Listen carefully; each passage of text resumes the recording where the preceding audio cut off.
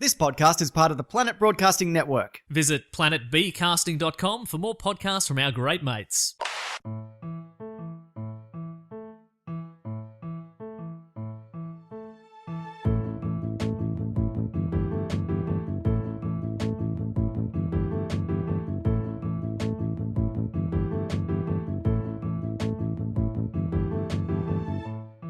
I see people watching down a paradise.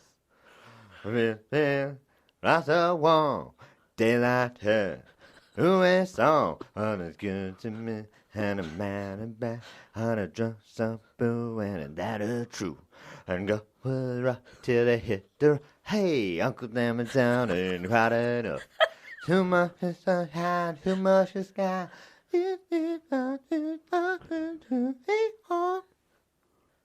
Oh, the power and the passion. That's what that was. Yeah, I thought it was the Addams Family at first, and then I thought it was the theme from 90210. Dun dun dun dun dun dun dun dun. That's pretty good too. I think it was just because the way you coughed sounds like the start of that song. Maybe. Do they have a bit? Again. And you just let me go. I was waiting for Jess to cut me off. I want to leave all of that in. That's why I let you go. Oh, fuck. I should have known. Hello and welcome to another episode of Do Go On. You're here with me, Dave Warnicky, them, Matt Stewart and Jess Perkins. Hello. Oh. Where are them? Oh, hello.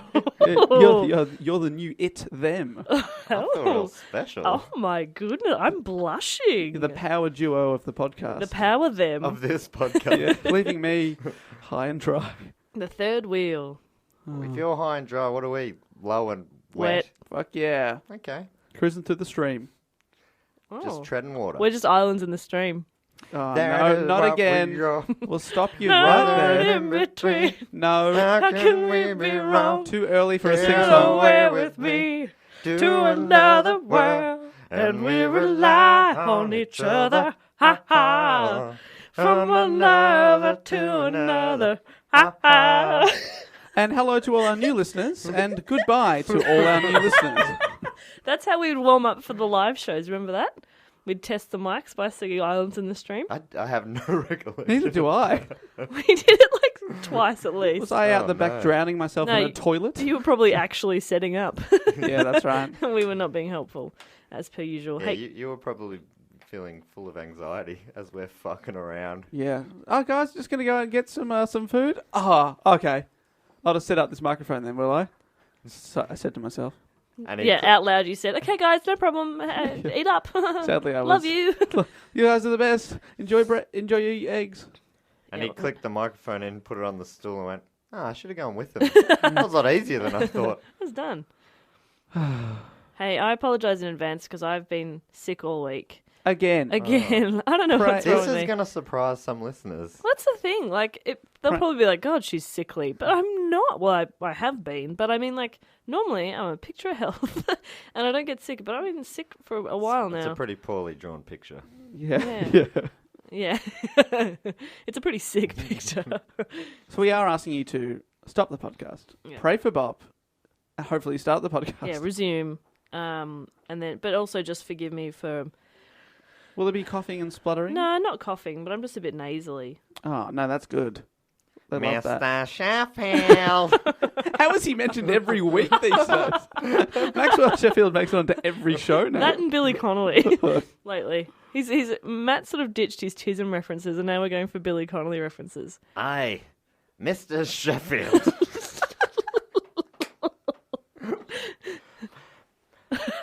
Here we go. Ach, Miss Fine. Bagpipes. Yeah. I don't know if that was Billy Connolly doing Sheffield or Sheffield doing Billy Connolly, but Interesting. either or, I enjoyed it. Either way, I was transported to another world with that performance. It was beautiful. Thank you for sharing that. Mr. Sheffield, you've done a wee jobby in Wellington. Bagpipes. Bagpipes. Fran just found a shit in her shoe. And she's blaming Mr. Sheffield. And not CC's dog? Oh, that dog would be dead now. That's life for you. Wow. Okay. Well, so enough about me. How are you guys? Are you well? I'm well. I cannot remember the last time I was ill. I am the picture of health, which makes me worried. You like the picture of Dorian You know Gray. when? That's right. Well, God, imagine what the attic looks like. Oh my God. It's fucked. But I haven't. But I'm worried that when I get sick, it'll be bad now. It's been a while. Your body doesn't know how to fight it. I got my flu shot for the first time ever last week. Oh, I got a flu. You got a flu shot, JP? Nah. Because out of the three of us, I would donate my flu shot to you if I could. That's sweet. Thank you. Yeah, I'd give you a double shot. Give me your arm. I'll rub along it. I don't think that's how it works. Stop Yeah. rubbing your arm on me. Just rubbing my little wound on yours. Yeah, I don't think that's going to have health Getting immunity? benefits. No, I don't think that's how it works. But good call. Maybe I should do that. We did do an episode on The smallpox. problem with it is that you can't get one while being sick, so I don't know if you'll ever have an opportunity. Yeah, probably not. that's right. Winter will be over. Yeah. It's no good. You'll get the flu shot from 3 years ago that you've been meaning to get. I'm mostly just, and the thing is, like, I've been home from work all week, but it's not the type of sick where I'm bedridden. I'm still kind of wandering around the house. I'm just bored and lonely. I'm like, Because that is how, when you go to the doctor, they say, are you bedridden? Are you house wandering? yeah, I'm house wandering. Where are you? Are you bored and lonely? Yeah. Yeah. Well, sorry. I mean, that's a You've given already anyway. mentioned it 3 times in the conversation. Oh, Hi, it's- doctor, I'm bored and lonely. Anyway, that's not what I'm here for. That's just how I introduce myself. It's sort of just, it's part of who I am now. I don't know how to not be alone. Hello, bored and lonely here for the 2 o'clock. Sorry, Jess Perkins. Sorry, well, get that confused. So, Yeah. sorry, that's They're my synonymous. Yahoo chat room. Bored and lonely at the 2 o'clock. It's my email address. Now, because you've had so much time to yourself, have you had a bit of time to research a report, or have you been putting it off all week? No, I've been working on it, but normally I'll sit down and just sort of smash it out, whereas I've been working on it over the course of a few days, which is new and That's great. interesting. So it's ingrained in you. Yeah, it's kind of ingrained. And like I started to research, I was like, oh yeah, this is kind of interesting. And then I kept going and I was like, oh, this is actually a really cute story. Oh, So- cute story. Is this the sequel to My Little Ponies? Yeah, yes, it's Care Bears. Ooh. Oh, got to find a reason to hate them as well. Yeah. And once again, like as we were setting up today, I was like, oh shit, I'll just write a question. And then I said out loud to you guys, fuck it, I'm not going to write a You question. did say that. I said that. Out of nowhere. and you guys were talking about something else. And I had been pretending to listen. And I haven't written a question. So I'm just going to ask you. I'm going to start, by the way. Let's get Great, stuck in. Please do. I'm going to ask you, who is... okay, let's name a few All right. and see if you get it. Wish that you'd written a question. This is awful. Who? No, let's start with... No, scrap that. Let me get the whiteboard out. Come on. All right, everyone, we- grab an abacus. While Jess is thinking, I should let new listeners know this is how we start. The topic is the report giver asks a question, and that sort of leads us in a real smooth transition, as you can see happening before you right now. Real smooth. Really smooth. Okay, here we go. Who would... You didn't even notice that transition. Here we go. Who would you say... Oh, no. No, sorry. Please actually do go on to ask a question. is one of the most successful fiction writers in history. Enid Blyton. Agatha Christie. Poirot. Come on, challenge it. She sold more books than any other writer in history. As if I would even attempt to do the Poirot episode. It's in the billions. Agatha Christie. The guy who wrote the Bond books Ian Fleming. Ian Fleming. also wrote Chitty Chitty Bang Bang, Mm-hmm. It's not Ian Fleming. which A was classic. fiction, I believe. Is it Well, I mean, I've not seen Based evidence on a of true that. story. Moderns. We're going J.K. Rowling, Stephanie Meyer. No. E- Stephanie E.L. Meyer. James, is that Fuck the... off. R.L. Shades of Stein. Grey. R.L. Stein. No, it's not R.L. Stein. Go further back. Are we It is a... Is it an initial? Yes, it is. Oh, is it really? Okay. It's initial. Hunter S. Thompson. No, Oh. that's not right. Initial. Initial surname. Oh, okay. Let me think. ABC for kids. ABC 4 for kids. With a Z. Wrote a book that is a big book and has been split into Jesus.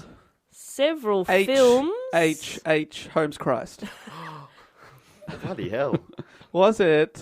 Is the first letter a J? Correct. Oh, Followed by J. an R. Correct. Followed by an R. Wait, Correct. I know it. Matt's going to steal the glory. JRR. It's like, I've never heard anyone say it, but it's like Tolkien. Tolkien. Fuck. JRR Tolkien. I've seen that written a lot, and he wrote Winter is Coming. That movie about the trolls. Yes. What's it called? Game Winter of is Thrones. coming. No. Are you being serious? The trolls are coming? Winter is coming. The trolls. This is so tedious. This is me being a troll coming. Sound the alarms! The trolls are coming! It's also the alarm. The troll alarm. It's very confusing. Oh, what is it? I get confused between those two things. One of them is newer than the other, and it's All right. called Lord Orlando of the Rings. Blooms. There we go. Orlando Blooms. Something to say? Are they from the same universe, Lord of the Rings and No. Winter is Coming? Game of Thrones. Game of Thrones? I just cannot believe. No. This is going to be a really long hour for Matt. Yeah. He's going to learn so much. Have you seen the Lord? Well, you obviously haven't read the book. Have No. you seen the movies? I feel like I've seen parts of them. Okay, Dave, have you read or seen? I have read. And my axe. There we go. Was that them? Yeah. Do you just know that because you look like Gimli? Yeah.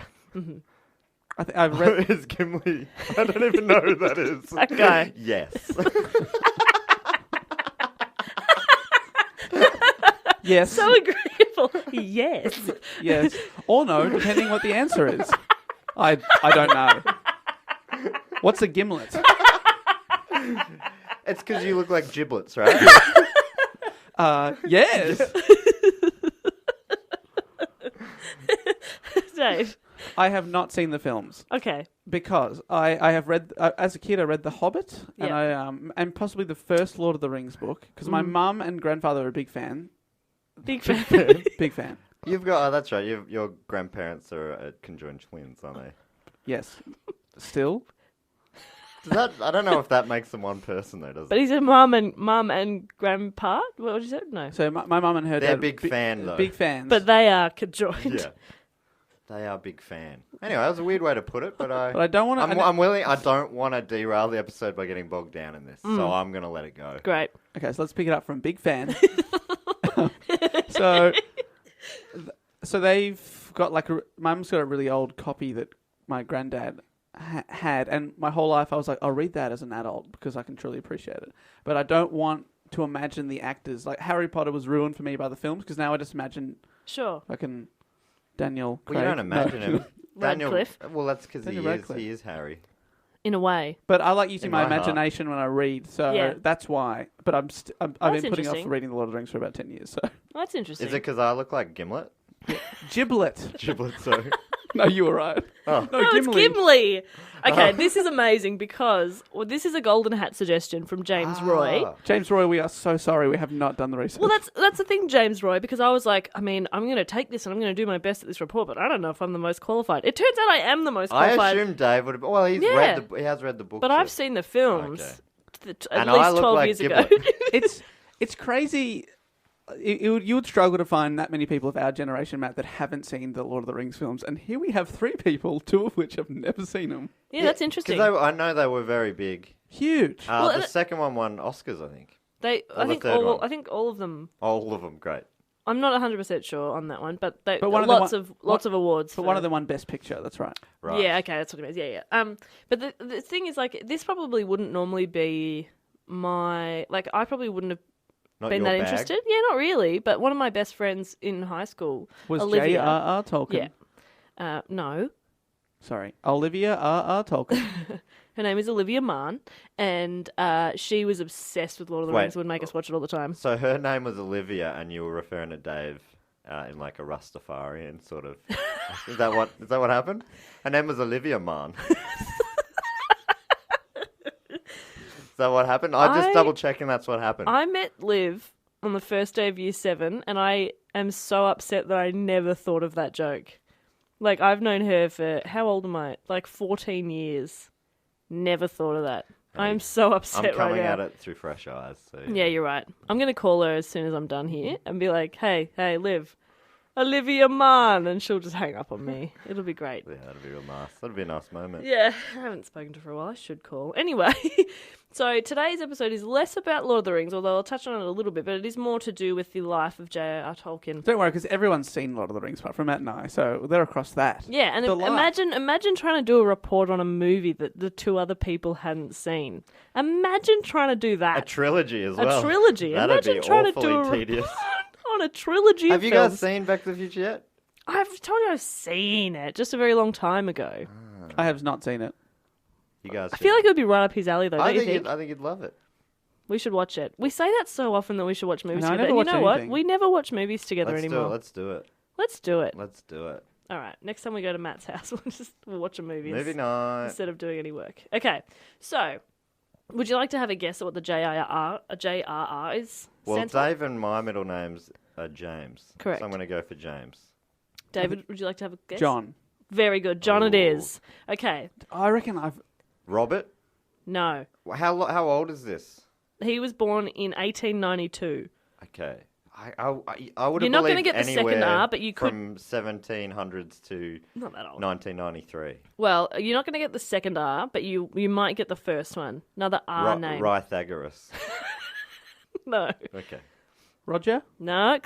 Ryan. No. Reginald. Reg. No. Regan. Riley. No. Rastafarian. I was going to say the same fucking name. I don't know. Robert. No, I've said that already. Ron. Ronald. H. Hubbard. John Ronald. Reagan. John. You got it. it's Ronald, and then Riul. Oh, Riul. R-E-U-E-L. Oh, I like that. Mm-hmm. Riul. Riul Tolkien. Andre Riul. Oh, God, don't bring that man up again. I cannot handle. Anyway, he was born on the 3rd of January in 1892 in Bloemfontein in the Orange Free State, which is now the Free State province in South Africa, to his parents Arthur Riul Tolkien, who was an English bank manager, and his wife Mabel. We know her name! Hey, Mabel. Yay! Mabel's a good mum name too, I reckon. Great name. Even better grandma name. Mabel, don't you reckon? Mabel. Mabel's just a great name. Yeah, no, good call. I reckon Mabel's coming back in fashion. I reckon there's going to be baby Mabel. Oh, that's cute, Baby actually. Mabel. Mabel. You're awfully quiet over there, Dave. If I had twins, I'd call them Cain and Mabel. Perfect. For some reason. Perfect. I don't know why. Just because I'm... Sometimes don't know when to not talk. Oh, we know, buddy. We've built a career on it. Now, the couple had left England when Arthur was promoted to the head of the Bloemfontein office of the British Bank, which he was working for at the time. And Sounds rich. I'm sure they were fine. I think they were okay. By the way, JRR, he went by Ron or Ronald to his family. So he had a brother as well, he had a sibling, a younger brother, Hilary Arthur Riul Tolkien, and he was born in 1894. So they're like only 2 years apart. Now, when he was 3, he went to England with his mother and brother on what was intended to just be like a family visit. Apparently, both kids had like health issues growing up, and their mum took them back to England thinking that she could just sort of, like, surrounded by her family, could kind of like get them a little bit healthier and Yeah, then take them back to where that they could handle the hotter climates once they were a bit stronger, Yeah, apparently. nurse them back to health in that beautiful, beautiful climate of England. Yeah, instead of the nice, warm South Africa. The dry air is just horrible Yeah, it's no good. for your lungs. Anyway, so they just went back for like a family visit, but unfortunately his father died in South Africa of he got very sick and he passed away before he could join them in the UK. I think they were maybe going to be moving back, or I'm not sure. But anyway, they never saw each other again because their father passed away while they were in England. That sucks. Yeah, and so this left the family without an income. So his mother took That sounds him, not rich.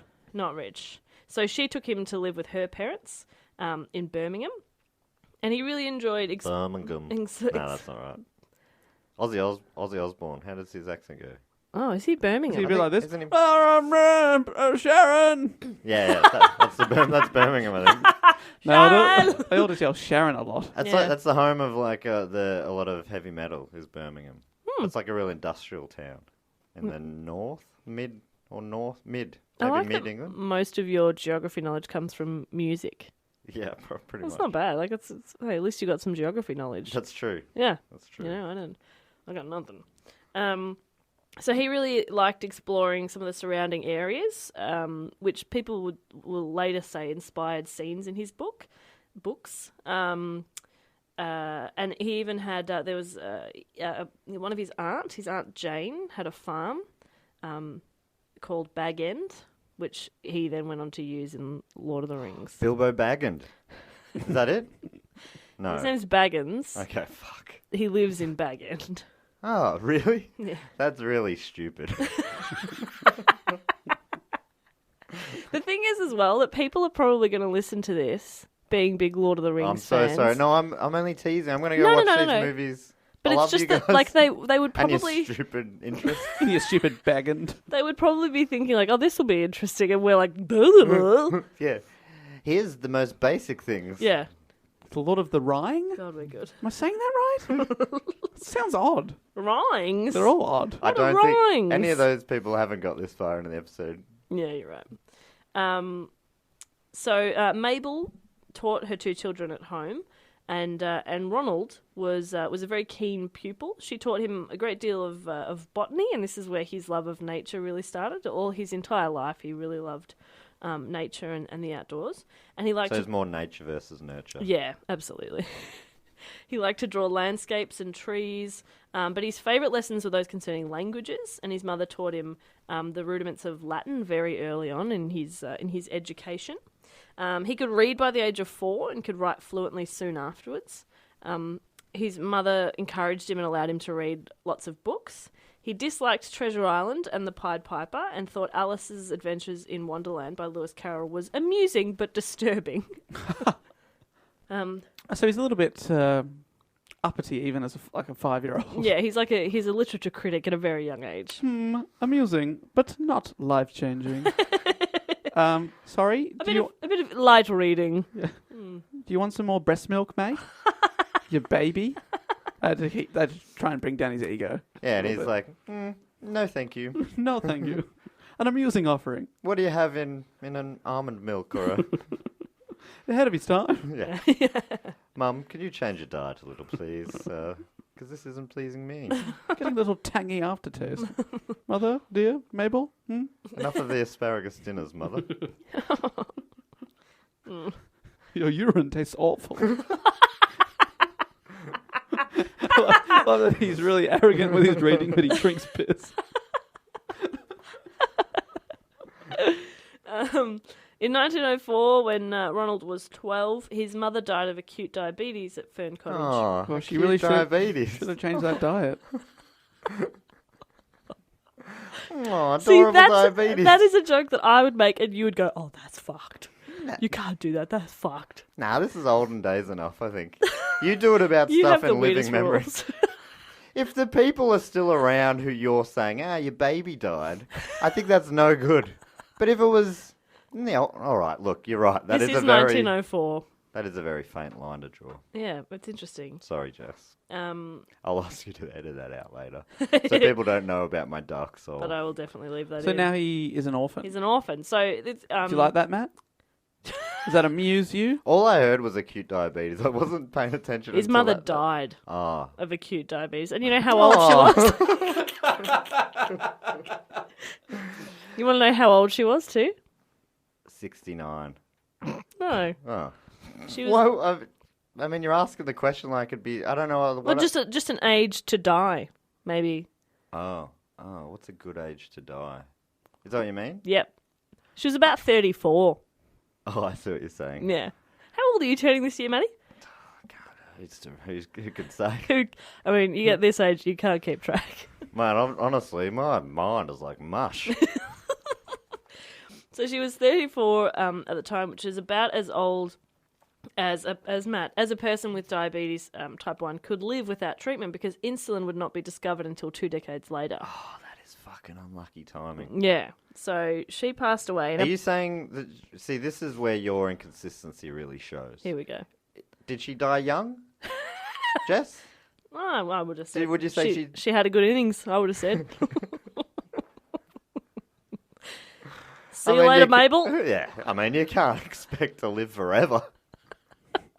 34? That's all right. Jeez, I mean, she must have done A lot. She travelled. Yeah. She lived abroad for a bit. She had some kids. Yeah. It's time to go. Time to go. Next person's chance. Come on, mate. Come on, Mabel. You're holding space now. She died very young, Jess. Basically an infant. Yeah, she was young, as were her children. Wow. Right, so now they're She had kids at that age. Jeez, she did really do a lot. she got it done. She must have got on it early. What's it? The D. I was like, where's he gonna go? Oh, he's gonna go Yeah. quite literally for. Yeah, look, She got on the D. there were two ways there I could have gone. Yeah. Something inventive and funny. Or the exact place that Dave was sort of trying to draw me to. Yeah, the obvious joke, which Yeah. is where you like to go. Anyway, I don't know why I'm being mean. I'm sorry. That's because you're a bitch. So just to summarise, his mother has now died. His mother is dead. Glad that's funny for Jeez, you, Dave. Jeez. Come on, mate. You did well to summarise that. His mother is dead. Now, prior to her death, she had assigned the guardianship of her sons to a close friend, Father Francis Xavier Morgan, who was assigned to bring them up as good Catholics. Do not trust this guy. He was lovely. Well, I don't trust He him. was a father figure to them. Yeah, father. Figure. Yeah. Yeah, but he wasn't their real dad, was he? No, because their real dad died. Yeah, exactly. Yeah, and where who was killed this him? guy? Yeah. Matt and I are thinking on the same page. Father Francis, get up. Get up. Get up and admit your crimes. Put your hand up, finger yourself, let everyone know. Hey, how can he put his hand up and figure himself at the same One time? hand up, finger the other with the other, and with your third hand, thumb yourself too. So You did the crime, you do the Figuring. fingering, That's how the saying goes. isn't it? So he's a lovely guy. He's lovely. While he was in his teens, Tolkien had his first encounter with a constructed language, which was animalic, which was an invention of his cousins Mary and Marjorie. So they sort of created their own language. Now, their interest in animalic kind of died away, but Mary and others, including Tolkien himself, invented a new and more complex language called Nevbosh. And the next constructed language that he came to work with was Nafarin, would be his own creation entirely. So that kind of makes sense because obviously you don't know a lot about Lord of the Rings, but there's an entire language of Elvish that he sort of created as well around it. Yeah, because he's like a famous linguist as well, right? Yeah. Is that the language of the trolls? Yep. In 1911, while... And my axe. Is that in Elvish? Yes, you're speaking What does Elvish. What does it mean? What's the rough translation, Jess? In English, of course. Cup of tea, please. Oh, okay, great. So the tone is so aggressive. Ash. Is that And tea? my ash. Is that tea or please? Ash. Tea. Oh, okay. You know how when things are translated, like it's sort of sometimes in different orders to how we would word it. Yeah, the sentence construction is wrong in Exactly. other languages, in my Exactly. opinion. But Oh wow, okay. This is so cute. In 1911, while they were diabetes. while they were at King Edward's School, Tolkien and three friends, Rob Gilson, Geoffrey Bark Smith, and Christopher Wiseman, formed a semi-secret society they called the TCBS. do they just tell people it's called the TC? Is that why it's semi-secret? The TCBS. Do you want to have a crack? Well, BS is obvious. Is it? Is it just Tolkien, Chimes, Bullshit. whatever their names were? Alright. Tea Club and Bavarian Society. Oh. No, Barovian. Tea Club and Barovian Society. So these people invented languages but couldn't even name their society. That's an adorable name because it just alluded to their fondness for drinking tea. And cows? Yes. How they hoped the bovines of the world would rise Bovine. up. Barovian. Oh. Close. Look, I couldn't remember. You said it so long ago. After leaving school, these guys all stayed in touch, and in 1914 they held a council in London at Wiseman's home. And for Tolkien, the result of this meeting was a strong dedication to writing poetry. So these are just like friends from school that he stayed in contact with. The Tea Club. I think that's so cute. At the age of 16, Ronald met Edith Mary Bratt, who was 3 years his senior. Oh, an older woman. When he and his brother Hilary moved into a boarding house where she lived. According to Humphrey Carpenter, who's done a lot of writing about JRR Tolkien, he said, Edith and Ronald took to frequenting Birmingham tea shops, especially one which had a balcony overlooking the pavement. There they would sit and throw sugar lumps into hats of passer-bys, moving to the next table when the sugar bowl was empty. With two people of their personalities and in their position, romance was bound to flourish. Both were orphans. What? Because they throw sugar at strangers together? Yeah, it's hot. Wow. That's romantic. Ah. They throw it into people's hats and people are like, fuck off, kid. Got Yeah, enough it's sugar in my hat. beautiful. Oh, that's lovely. That's how romance blossoms. Yeah. How do you guys do it? Well, I don't want to give away my secrets, Jess. I know you'll steal them. I will steal them. I I'm want you to very be- lonely. I want you to be forever alone. It's good for the show. For the sake of the show. Yeah, it is. I've had many offers. Sugary offers? Many sugary offers. Oh. Like, hey, baby, you want to come throw some sugar with me? And I'm like, I'm sorry. For the sake of my podcast, I need to remain lonely. Is that where the Def Leppard song "Pour Some Sugar on Me" comes Yes, from? it comes from JRR Tolkien, yes. Ah. Yep, In the Name of Love. correct. During the summer of 1909, they decided that they were in love. I like the decision. Okay, so All right, just I think I'm ready now. I am. All right. Yep. come to a conclusion. I'm choosing now. After careful consideration, I have decided to be in love They with you. shake hands. Yeah. Thought about your offer? Talked to my lawyer. He said, it's a good investment of my love. Yep. And I'm putting it in you. I'm My gonna put parents love got in you, engaged expecting kind of that way. dividends. They probably won't want me. They listen to the podcast now, but like, it was basically a conversation of like, so we should probably get married. Hey, yeah, probably, yeah, and engaged. That's great. I like it. Makes it like surely it should be a conversation. It's so weird how the tradition is that one person decides. Yeah, true. And then springs it on the other person. It's quite Hopefully, strange. if you're springing it on the other person, you have had you've some had a sort of little chat, conversation, yeah. like hey, where are we heading? Are we on the same page? Yeah, cool. That's why, yeah. Like, I reckon surely you should know the answer before you ask the question. yeah. It's weird when you see people. Those are awful videos that come up in Facebook feeds sometimes. I just hate the idea of any public. Oh my Yeah. god, Proposal. public, no. Put it away. Put it away. Put it away, mate. No way. I would hate that so much. That's I would be. I often think it's people that have they do nothing else creative in their life, and they're like, It's that big well, I moment. know this is the thing at the NBA Grand Final. Here we go. But it's kind of like, Yeah, no, it's like no. That is just don't ever do that, and also don't like make a lame video about your love and put it on, and don't show it to me. yeah, I don't want to see it. Yeah, don't It's, show it's it to between Dave. you two. But I think maybe like what if they discussed and said, you know, what would be so good if you did this surprise me at the NBA Grand Final, Yeah. Next weekend. playoff match number 3. Next weekend when we both got tickets. Yeah. I don't know. I just think it's Even too then, much. it's like just don't put that on the rest of the crowd. yeah, it's They got to pretend that they care now. It makes me uncomfortable. I would hate that Yep. so much. Statistically, you're probably going to get divorced. Don't bring that to the bloody Yeah. this nice, friendly, bloody basketball match. Now we're all thinking about divorce. Ugh. No good. You got that thought in her head. All of a sudden, Shaq's off his game. Shaq can't make a 3-pointer for shit now. And that's Shaq. Imagine all the other players. They're not as Aren't good as Shaq. Shaq. I don't think Shaq was a great shooter. I reckon Shaq told you to shut the fuck up. Shack off, mate. Yeah, shack off. Yeah, what a load of Bavarian society. Nailed it. That's not right. Barovian. There we go. Thank you. Bavarian apple. Oh man, I love Pancakes. it. Chocolate Bavarian. My favourite dessert ever.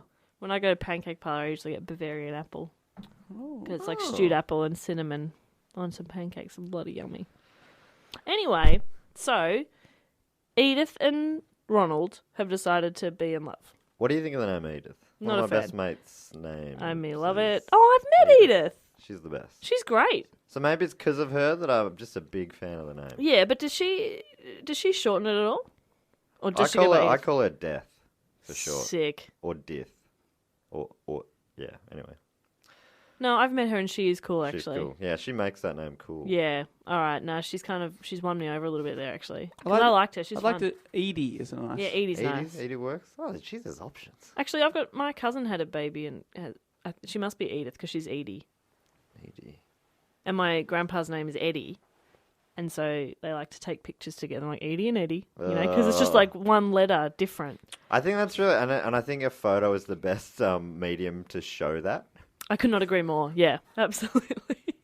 It's just an old man holding a baby. Eh? This photo's going to take some explaining to the viewer, but This is still. going to need a caption. This is going to need a very clear caption. Okay, so this is my grandfather. His name is Eddie. And my daughter, her name is Edie. Clearly- And if you can see by the... Clearly, there's been some sort of typo. They both kind of have the same name except for one letter different. But the thing is that they're pronounced differently. Okay, so it also needs some sort of audio. Okay, a video is going to be best, I think. And then a public proposal. And... I think we're just maybe going to shelve this project for a while. This is why Tolkien was so fascinated with language. There's just endless things you can do with it. Eddie, Edie. The list goes on. Okay, so Edie and Ronnie are in love.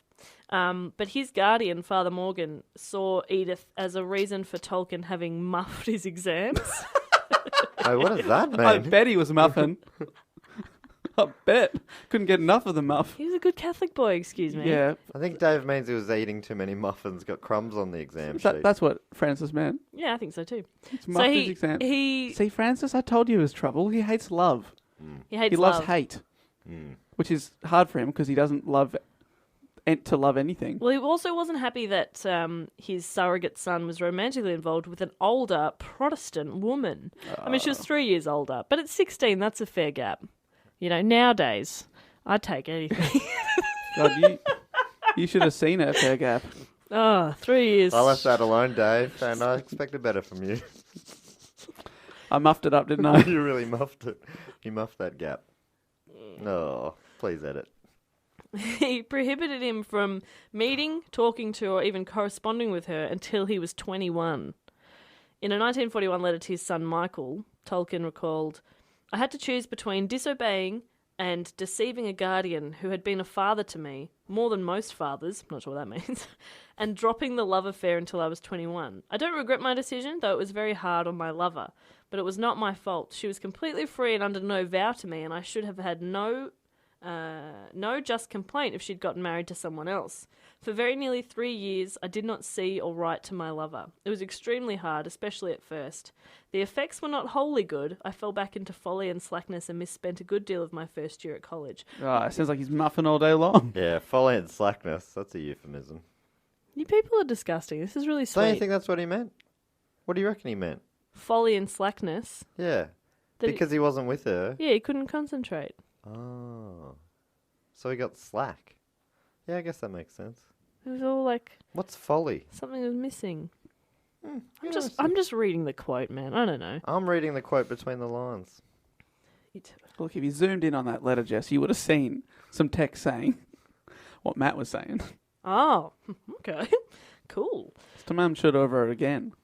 All right, so he's Secret not messages. he's not allowed to speak to her until he's 21. So on the evening of his 21st birthday, he wrote to her, and she was living with a family friend, C.H. Jessup, in Cheltenham, and he declared that he'd never ceased to love her and asked her to marry him.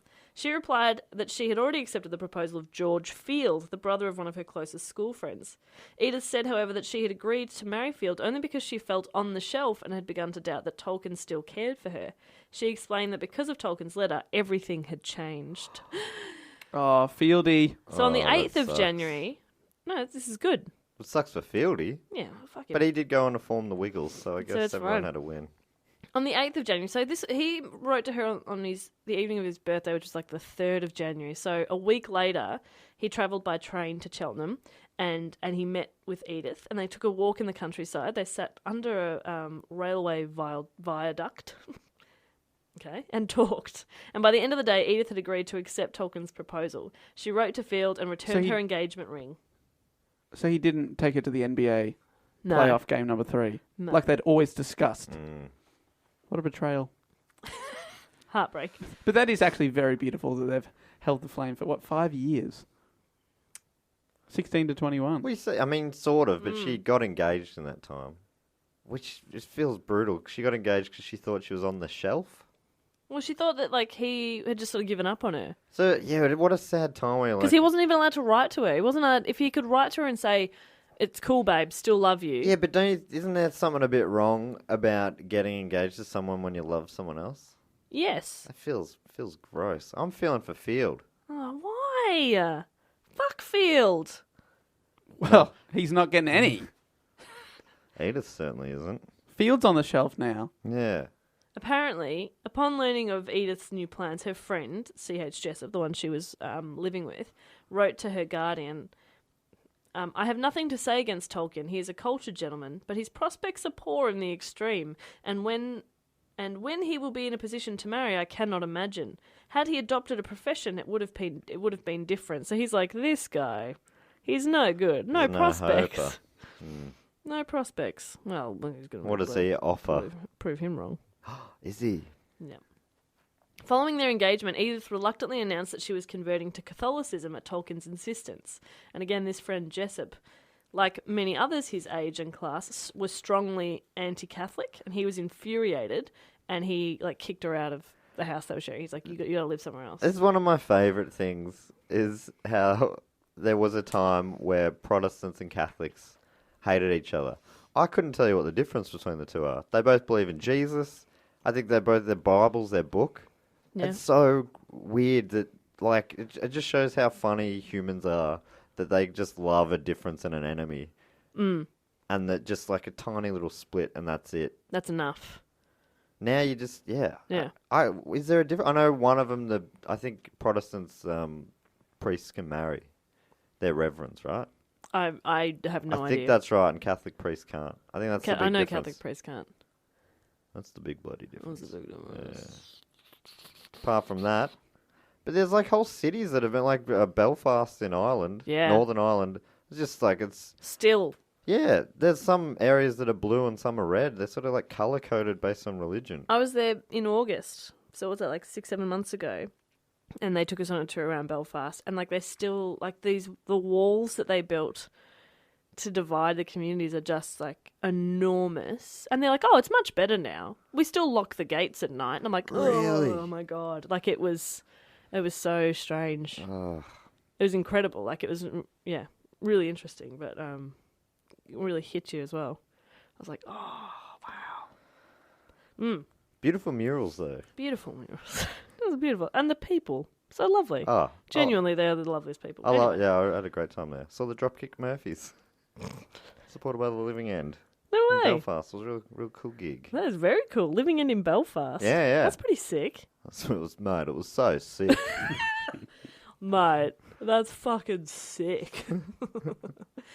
So, they were formally engaged in January of 1913 and married at St Mary's Immaculate Roman Catholic Church on the 22nd of March, 1916. Oh, 3-year engagement. I know. They wait, these ones. Again, so what's nice about Tolkien is that he wrote a lot of letters to his kids. He had 4 kids. And so you sort of get really nice insights into everything, just because they've actually got written evidence of what he thought and stuff like that. And so in a letter in the 40s to his son, he expressed admiration for his wife's willingness to marry a man with no job, little money, and no prospects except the likelihood of being killed in the Great War. So he's like, even that, she still wanted to marry me. That's nice. So speaking of the Great War... Anyway, where's Fieldy? Yeah, who cares? What's he doing now? Who cares? Is he doing well? Fuck off, Fieldy. No one I cares. bet you he died in the fields. Who cares? I bet you he did. He sounds like the most tragic character I've ever come across. I'm actually not sure what happened to him. Yeah. Yeah. So we can Exactly. hypothesize all you like, actually, yeah, if you want. I bet you he died in the war. On the last day of the war. Yeah, they were about to Nearly clock made it. off. He was putting his ticket in to go clocking off, and it exploded, the ticket machine, Blew off his hand, bled to death. very slowly. Tragic. Wow. That's awful. And he was holding in his other hand the engagement ring. Because he never let it... He never let it go. Oh, but it's fine when the other one does, and ever let it go. Oh, I'm giving myself a little spell. Okay, mate. I can have a little break. He's pushing the mic away. He's done now. Maddie's having a break. Okay, so I'm going to talk a little bit now about the Great War. And Dave, there's a lot of French names and places in here, so I'll be getting your input, obviously, as the French speaker of the pod. As the translator. Thank you. Official. So, in August of 1914, the United Kingdom entered the First World War. Tolkien's relatives were shocked when he elected not to immediately volunteer for the British Army. Again, in a 1941 letter to his son, he said, "In those days, chaps joined up or were scorned publicly. It was a nasty cleft to be in for a young man with too much imagination and little physical courage." Instead, he entered a program where he delayed his enlistment until completing his degree. So it was like, I'm studying. But once he finished, he was straight in. And he when I'm done, I'm so in. I am so in. So keen. Can I take 20 years to do this PhD? Because you'd probably be hoping that by the time you finish, like the war would be over. But that was not the case. So I'd really love to, but I'm going to take a gap year. Yeah. I'm just going to travel a bit. I'm deferring, and then I'm coming back to finish. So I'm not technically finished my studies. I've got 2 more units. I'm going to go part-time, 1 unit a semester. Yeah. Just so I can really dedicate myself to it. I want to do really well. I want to learn. Yeah. I'm here to learn. I'm not here to faff about. I'm not faffing. I'm not here to muff about either. I'm not here to fuck spiders. Still one of the weirdest expressions weird, that I don't 'cause understand. I grew up with it as not here to fuck fish, but apparently that's the minor. Like no one else says it like that. Okay, so if you're from overseas, an Australian phrase. Is it an Australian phrase?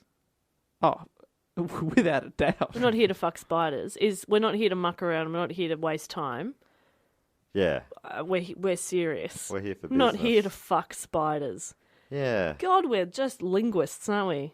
Yeah, but don't you So think poetic. Don't you think fuck fish sounds? It's way more pleasing. Is it because of the The alliteration? alliteration, yeah. Not here to fuck fish, mate. No, I like spiders. What'd you call me? A fuckfish. Oh, please do go on. Carry on.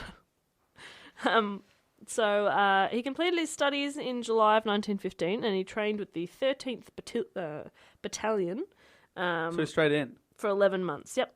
Oh, he did 11 months of training. It's a long time. In a letter to Often Edith, they'd be like, "Great, you've got your gun.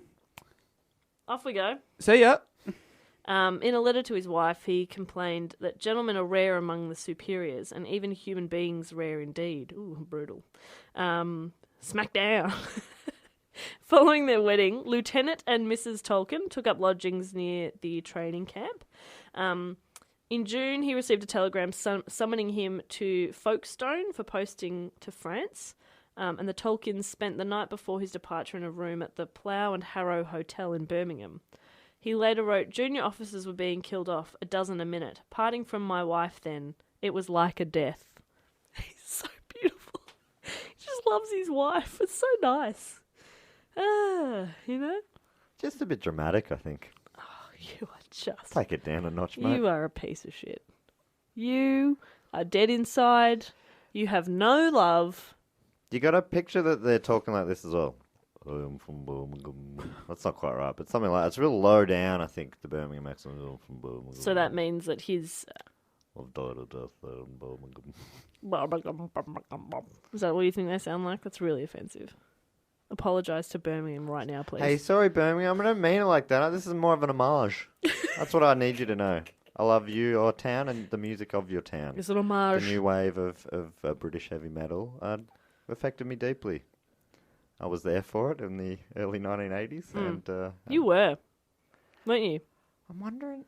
Yeah, so many great bands came from there. The list goes on. So many. At all. So, on the 5th of June in 1916, Tolkien boarded a troop transport for an overnight voyage to Calais. While waiting to be summoned to his unit, Tolkien sank into boredom. To pass the time, he composed a poem entitled The Lonely Isle, which was inspired by his feelings during the sea crossing. To evade the British Army's postal censorship, he developed a code of dots by which Edith could track his movements. So he would send her letters with this code in there so she would know where he was. So you couldn't just write, "I'm here." No, he couldn't. I think it's because of the army, right? Because of the their censorship. Because if that Right. was... So they'd read his letter and be like, "What do these dots mean?" Like, Don't worry about it. Just doodling. Are you a spy? Nah. Checks out. If he was Send. like, "Hi, honey, I'm just at this is my longitude, latitude. Yeah. I'll soon be moving northward." I imagine the note wasn't just dots. It would have been hidden in there somewhere. It would Yeah, have it said, would have "Hey, been a just normal checking in, letting you know everything's going great, having a great time. ... Miss you. Dot, Yeah. dot, miss you." Sorry, that was a really long ellipses. That's not right, is it? That's right. Yes. Another word I'd only ever seen written. All right. Yeah, so he would... I think that's cute that they had a little... you guys are dead inside. That's so sweet. My girlfriend and I send each other dots all the time. Why does that sound so creepy coming from him? Do you just send her text messages of dots? Yeah. Mainly when it's like, you haven't written back. Do that right now, and I want to see what she replies. Okay, Oh, that's fun. send her 4 dots. 4 dots. Send her 4 dots. 4? Is that where we are? Yeah, 4 dots. If you send me that, I would reply, you drunk, DW? Yeah, I want to see what she says. Okay, I've sent 4 dots. 4 dots, great. Well, I'll continue, and then we'll see if we get a response. So, a little bit later in June, he joined his battalion, and he found himself commanding enlisted men who were drawn mainly from the mining, milling, and weaving towns. According to John Garth, he felt an affinity for these working class men. She wrote back. Also with 4 dots. Is she also in the studio? Is that what she's trying to say? Same location. I'm going to write back with 5 dots. And on we go. Send. This is a fun game. But please do go on. He's commanding dudes from the mining towns. Yeah, and so he sort of felt an affinity with these guys. He quite liked them, but military protocol forbade him from developing friendships with other ranks. So she just sent back 5 dots. She wrote back, why are you sending me dots? And, well, rather ironically there, when she's typing the next message, 3 dots have come up. Yeah. And then she wrote, I do not care for them. Now you have to explain it's a podcast. No, I'll Jake. just leave it. Great, she'll never know. Cool, okay, so he's not allowed to be friends with them, but he quite likes these guys. And then he later lamented, the most improper job of any man is bossing other men. Not 1 in a million is fit for it, and least of all those who seek the opportunity. Isn't that beautiful? That's true. Those who seek power. Right, Matt? Bloody power seeker over there. Yeah, I'm playing the long game, and I'm going to take you down and take all the power you have. Rob us of our power. Yeah. That's true, I have heaps of power. On the 27th of October, 1916, his battalion attacked Regina Trench, and Tolkien came down with trench fever, a disease that was carried by lice, which were very common in the dugouts. He was sent to England because he was very sick. He got quite sick with this trench fever, so they sent him home, basically. Oh, to be sent home, you have to be pretty ill, I reckon. Yeah, he was quite sick. And many of his dearest school friends were killed in the war. Among them were Rob Gilson of the Tea Club, who was killed on the first day of the Battle of the Somme, while leading his men into assault. And the other members as well, Geoffrey Smith was killed during the same battle, and Tolkien's battalion, I always say battalion, don't know why, battalion was almost completely wiped out following his return to England, so he's lost. Wow, so yeah, probably dodged a bullet in a way then. Yeah, by so to getting speak. really sick. Yeah, wow. What a terrible time. Yeah, and he was quite weak, and he spent the remainder of the war alternating between hospitals and like sort of desk duties. Basically, he was deemed medically unfit for general service. During his recovery, he began to work on what he called the Book of Lost Tales. Lost Tales represented Tolkien's attempt to create a mythology for England, a project he would abandon without ever completing. But throughout 1917 and 18, his illness kept recurring. So this is after the war. Well, it's not after the war, but like he's no longer in the trenches. Fucking hell, speak, Jess. So his illness kept reoccurring. He was still quite sick, but he'd recovered enough to do home services at various camps.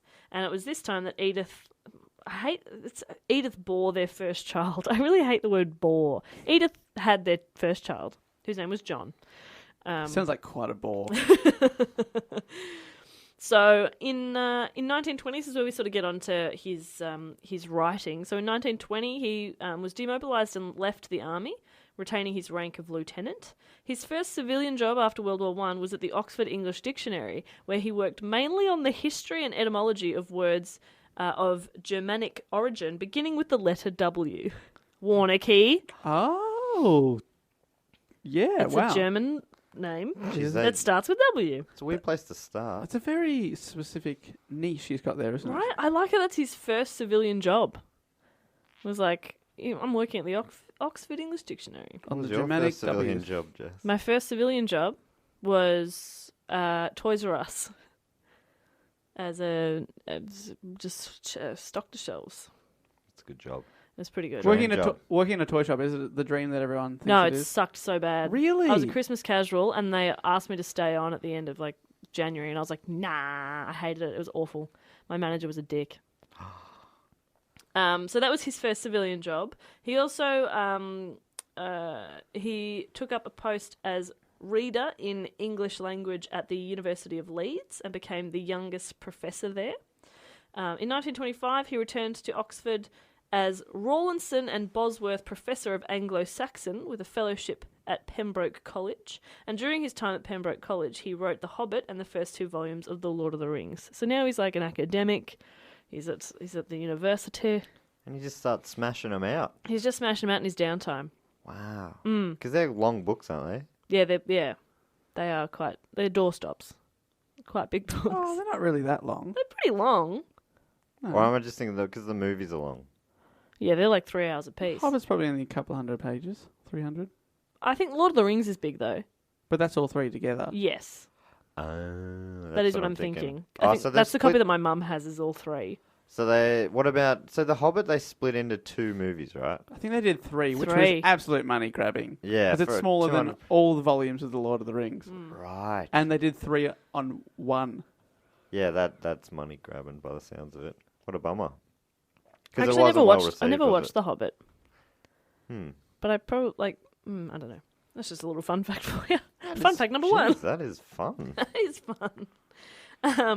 Then the Second World War was approaching, and in the run-up to the Second World War, Tolkien was earmarked as a code breaker.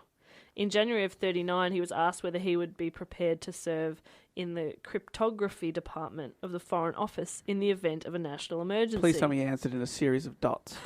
So they had to crack, and if you crack this code, I'll do your job. I'm in. I feel like that must be harder than anything. A series of dots. How do you crack a code like that? Could be anything. If it's like one of those things where every different letter or symbol means a different letter, dots, it just means, all right, we've figured it out.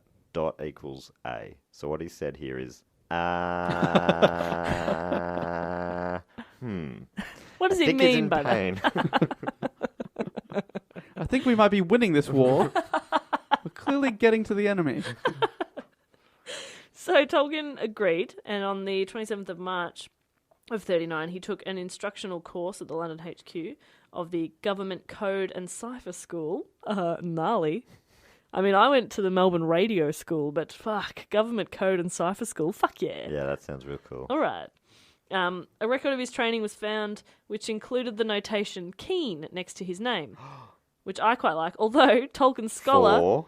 Anders Stenstrom suggested that, in all likelihood, that is not a record of Tolkien's interest, but a note about how to pronounce his name. Tolkien. Right? I thought that was so funny. He's not a keen student. It's how to say his name. It's Tolkien. Note to self. Say keen. Keen. Peen. Sorry, I was Keen that was a for little, Peen. Sorry, I had a little... If they did it as a code, they could have written peen, because that would have been the rhyming to remind the professor, pronounce his name, rhymes with peen, rhymes with peen. Tolkien peen. I mean, Tolkien. Tolkien for Peen. Oh, that's good. Hashtag Tolkien for Peen. He was informed in October that his services would not be required. So went through that training, didn't need it. Oh. Well, you can't take that degree away from him. In 1945, he moved to Merton College, Oxford, becoming the Merton Professor of English Language and Literature, in a post in which he remained until his retirement in 1959. So he was there for a long time. Can I ask, have the books he's written been published yet? I'm onto it. So during the World War II, is he famous? Is what I'm wondering. Well, no, not really. The books have been published. So The Hobbit was published in 1937.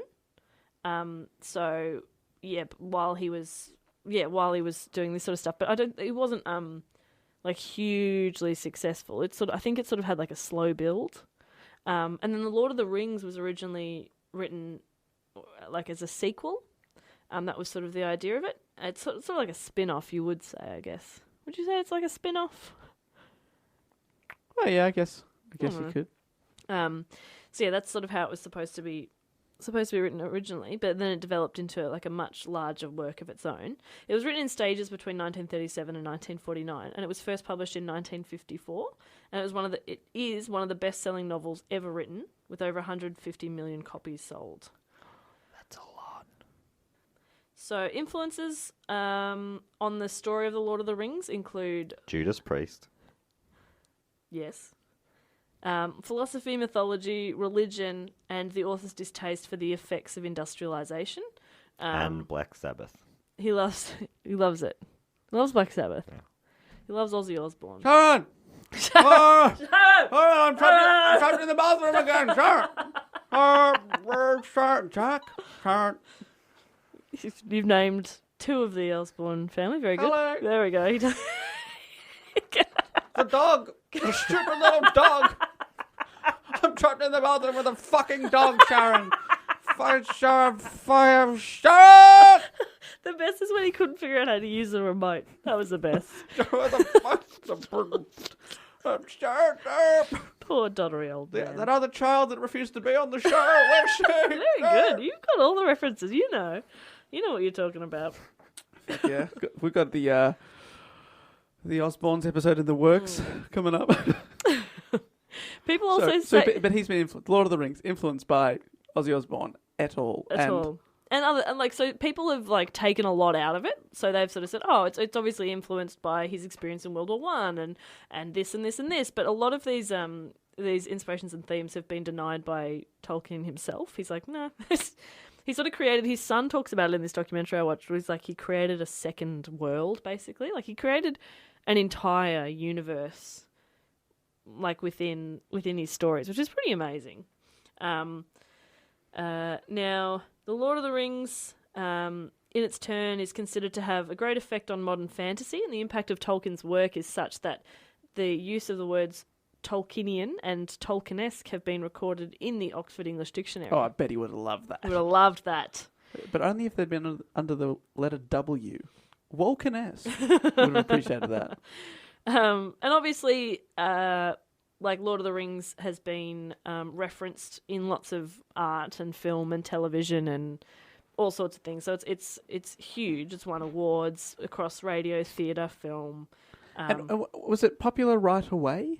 I think yes and no. Like, it wasn't like a sudden boom, but I think it grew in popularity, and it has continued to obviously since as well. It feels like, the movies must have given it a new audience. It would have introduced it to a new audience, I reckon, absolutely. But in 2003, it was named Britain's best loved novel of all time in the BBC's Big Read. So it's like very, very popular. Just a tiny little bit as well about his retirement and his later life after he... Yes, was he fucking rich? That's what I want to know. Did he prove all those haters wrong in his lifetime? Well, during his life and retirement, so he retired in 1959, and right up until he died in 1973. So right up until that time, he received steadily increasing public attention and literary fame. So it wasn't, that's what I was saying, like, it wasn't like a huge boom straight away. It was obviously successful, but it just sort of grew. In 1961, his friend C.S. Lewis, ever heard of him? Even nominated him for the Nobel Prize in Literature. So I think they were very friendly and maybe even taught at the same university. I think C.S. Lewis, which one's is he in Wonderland? Narnia.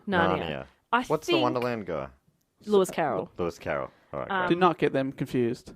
C.S. Lewis Carroll. Lewis Carroll, crazy pedophile. Anyway. Oh, wow. Really? Yeah. Oh. Alleged, but he's well dead, so I can say it. He's well dead. I think, and I could be wrong here, but I do actually kind of remember reading that I think Tolkien taught C.S. Lewis at one point. Oh, okay. I think so. I thought, that they were close friends. Well, yeah, I think they were probably later, but I think they may have started as student, or that could have been somebody else. But no, I'm pretty sure it was him. No, I'm thinking W.H. Auden was taught by Tolkien. That's what I'm thinking of. Right. But there was a time where you just had to be double initialed. Yeah. J.A. Perkins. Sounds shit. J.A. sucks. I don't mind J.A. MJ Stewart's sick. That's a good one. Oh, yeah, big time. DJ. DJ Warnicky. Fuck, you guys got it so good. J.A. You better believe real DJ. mouthful. Sounds good. Anyway, the sales of his books were so profitable that he regretted that he'd not chosen early retirement. Like, he's like, I didn't need to work. At first, he wrote enthusiastic answers to readers' inquiries, but he became increasingly unhappy about the sudden popularity of his books. Like, with the 1960s counterculture movement, like there was sort of like a boom in the 60s, and it kind of made him feel a bit weird. And fan attention became so intense that he had to take his phone number out of the public directory. And eventually, he and Edith moved to Bournemouth. I probably said that wrong. Which was then Bournemouth. I think, well, I'm saying that Probably like I know, but Bournemouth, it feels right. but it's just anyway, which was then a seaside resort that was mostly lived in by British upper middle class. And his status as a best-selling author gave him an easy entry into the polite society. But he kind of, he missed his friends, his normal people friends. But Edith was, overjoyed to step into the role of a society hostess. She loved it, which had been the reason that he'd selected to live there in the first place, because he's like, I'm going to give Edith what she wants, which is very cute. Edith Tolkien died on the 29th of November in 1971 at the age of 82. According to Simon Tolkien, he said, my grandmother died 2 years before my grandfather, and he came back to live in Oxford. I went there frequently, and he'd take me to lunch in the Eastgate Hotel. Those lunches were rather wonderful for a 12-year-old boy spending time with his grandfather, but sometimes he seemed sad. There was one visit where he told me how much he missed my grandmother. It must have been very strange for him being alone after they'd been married for more than 50 years. Isn't that nice? That he was That he was sad and alone. lonely. Just you love people to feel like you. Hey, I like to be able to connect. Tolkien was appointed by Queen Elizabeth II, a commander of the Order of the British Empire in the 1972 New Year Honours, and received the insignia of the order at Buckingham Palace on the 28th of March 72. In the same year, Oxford University conferred upon him an honorary doctorate of letters. Tolkien died 21 months after Edith's death on the 2nd of September 1973 at the age of 81, and he was buried alongside her, so they were together forever. Oh, that's nice. That is nice. They rot next to each other. Matthew! And now his family With is stuff in their butts.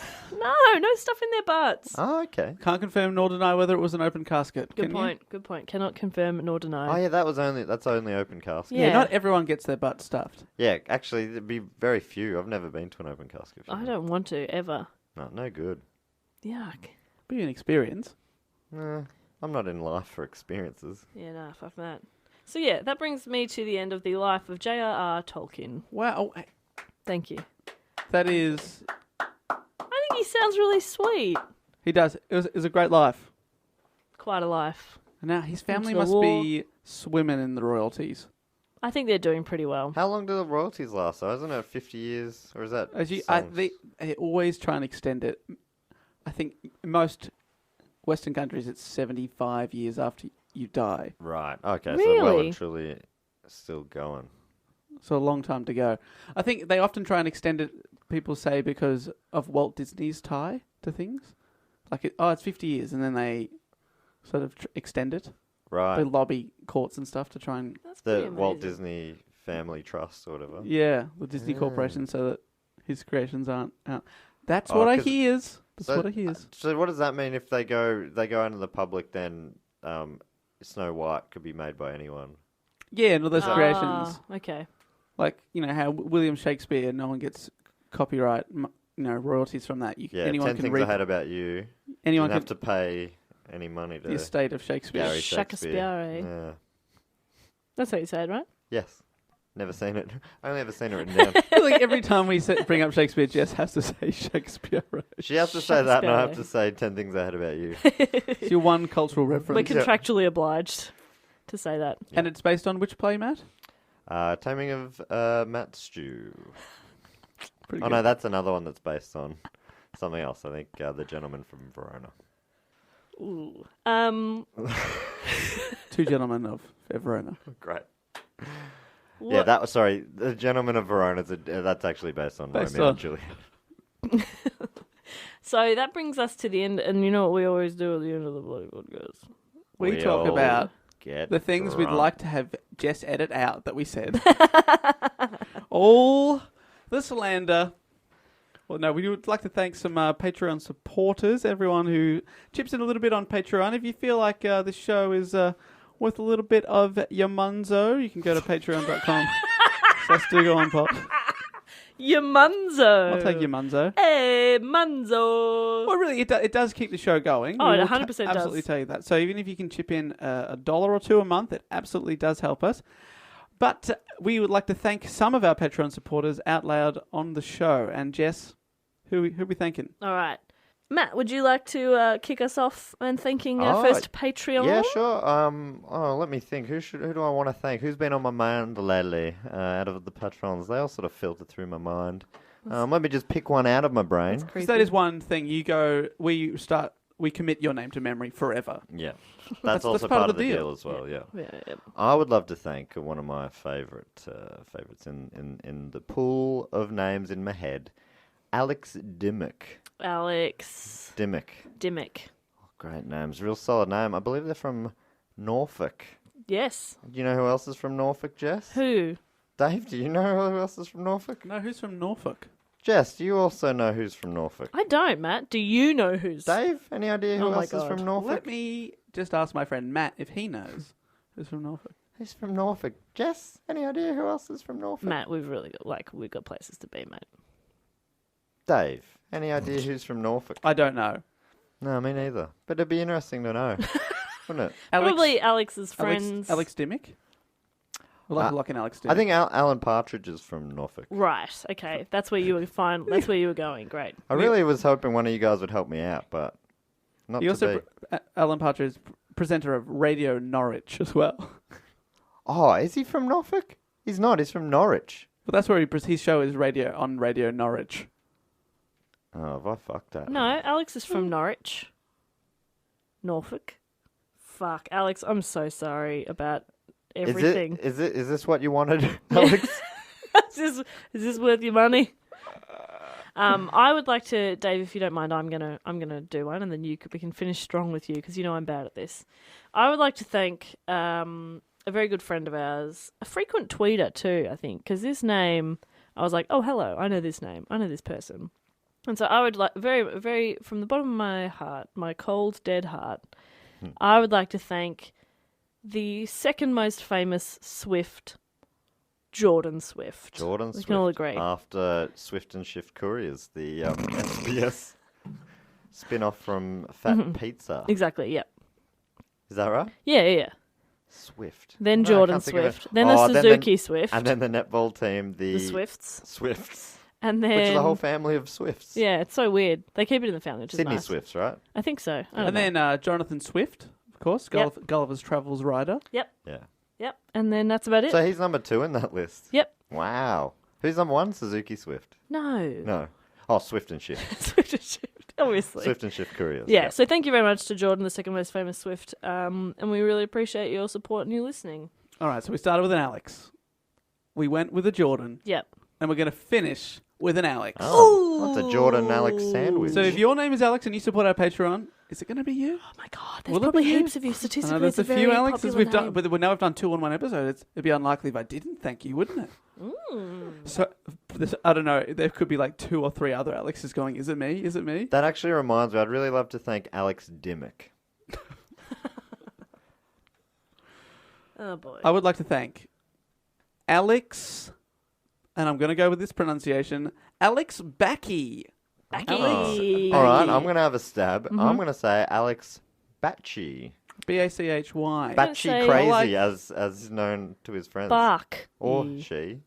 I like, Yeah. it could be Barky. It's probably not Barky. Bit of that'd a be silly. JS Barky. But it could Alex is Batchy Crazy. be. I think that's got to be it. What about Alex Wacky Tobacky? There it is. Oh, Backy. okay. Yeah, that's better. Wacky Tobacky. Wacky You're on Tobacky. the Alex Wacky Tobacky. Or if you're not into that, Alex No Wacky Tobacky. There we go. It worked on every level. So thank you very much. All the way from Pennsylvania. Oh, I reckon they might run for governor of Pennsylvania one day, and that'll be their That'll be that'll their be their- undoing. no, that'll be their motto. That'll be their slogan. No Wacky Tobacky. No, wacky tobacco. Oh, sorry. They'll want to legalise. Oh my God. Yeah. And also, go Penguins at the end of every speech. Yeah, great. You got it. That's how you get people on board. So thank you to Alex, Jordan, and Alex. Alex, Jordan, and Alex for breakfast. What a radio team. Thanks so much. It's going to be hard because some of you are in Norwich or Norfolk and one's in Pennsylvania. No, but like there's ways to get around it these days. You know, modern technology. Skype, Time machine. for example, pulling back the curtain a little bit. I do a segment on radio, and I'm in Melbourne, and the other 2 are in Sydney. Nobody knows. Can't hear. I hear. Oh, I hear. You can hear the slightly better coffee coming from your end of the conversation. But you can hear the better weather on their end. Yeah, of the you conversation. can. So And the beautiful harbour. it balances out. We really don't have a lot to hang out on. You can hear the culture down our end of the line. You can hear the coffee. I'm sorry, Jess, can you just turn down the wank on that microphone? Your wank levels are going Yeah, it's crazy crazy. today.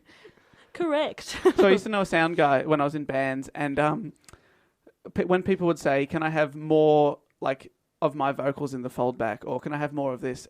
he would have an extra channel with like a fader that goes up and down that would have nothing on it, and he would go, "Yep," and they would see him putting the fader up, and they'd go, "Yep, that's great, thank you," and he'd just call it like the wanker fader. Oh, that's great. Sorry, I'm getting too much drums. Yep, no worries. Fader up. Nothing's happening. Nothing has changed. That's great. Jerk. Oh, interesting. I think that's pretty funny. That's pretty funny, but that's just a psychological thing. It's the bloody placebo effect. Correct. So he's making fools of them. Correct. Because they probably didn't need to hear more of themselves. But maybe they did, and they just thought, they didn't want to pest him beyond that. Pester him. You're a piece of shit. You're such a fucking... But we do have to end You suck. We've got to end the... You fucking suck. I know. We're going to end this week's topic right there. Can I have less Jess in my headphones, please, Yeah, Dave? sorry, do you want me to... Is that good? Yeah, that's better. Thank you. Yeah, that's better. We have turned Jess's microphone off, so good luck saying bye this week, Jess. But thank you so much to everyone that does support us on Patreon. All our social media links are always in the description of the episode, but if you would like me to read them out, here I go. At Do Go On Pod for Facebook, Instagram, and Twitter. We love to hear from you every single week, and we've got dogoonpod@gmail.com. Hey, Jess, come say goodbye on my mic, sort of like Paul and George style. Hey, I'm here now. Love me do. I love you. Oh, wait, have we said goodbye yet? No, I'm going to say from me, Oh, laters. goodbye. Bye.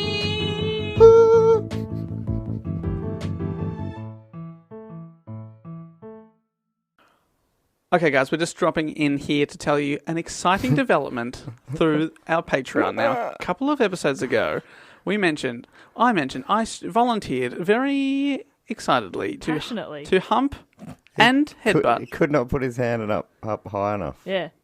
Mm. English is fun. I volunteered to hump and headbutt the old H&H, a topic, well, not a topic, but an object of your choosing. Well, not really your choosing, but we'll give you 3 options, and we have just put those options up on Twitter. Huh, guys? Yep.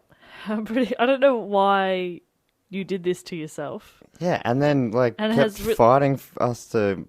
Like, he's insisting we follow through on this, so... I'm giving the people what they want. They want me to hump. They want me to headbutt. How long are you going to hump it for?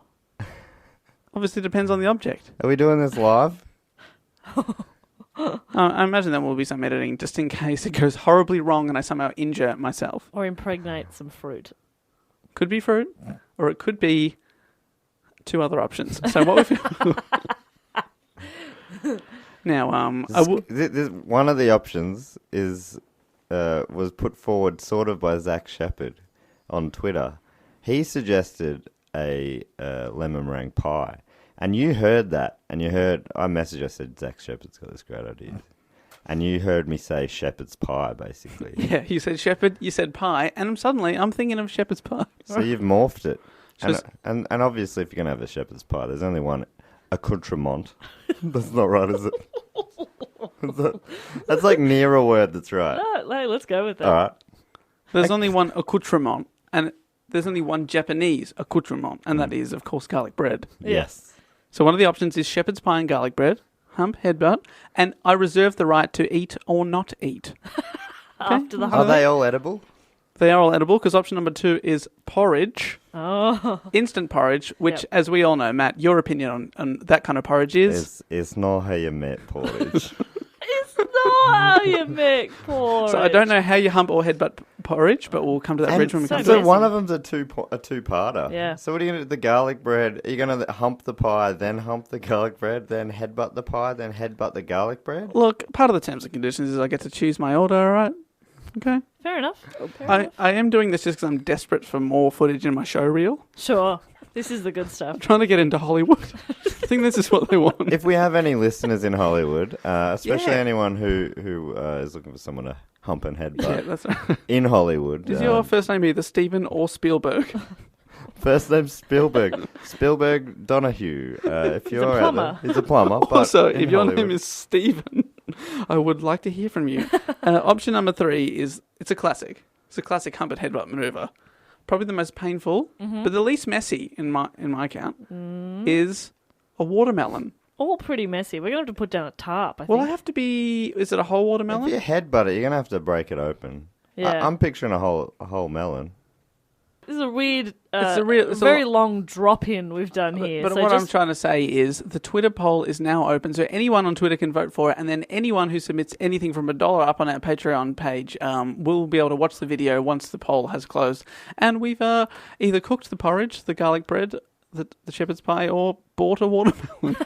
Please choose watermelon. It's just easier for us. Someone suggested an encyclopedia off the Twitter. You didn't go with that one as an option. Yeah, it's not that would have been edible. a lot less messy. He's only going for edible only things, edible. apparently, yeah. Sorry, of course. I would never disrespect the encyclopedia. Point is, vote now on Twitter.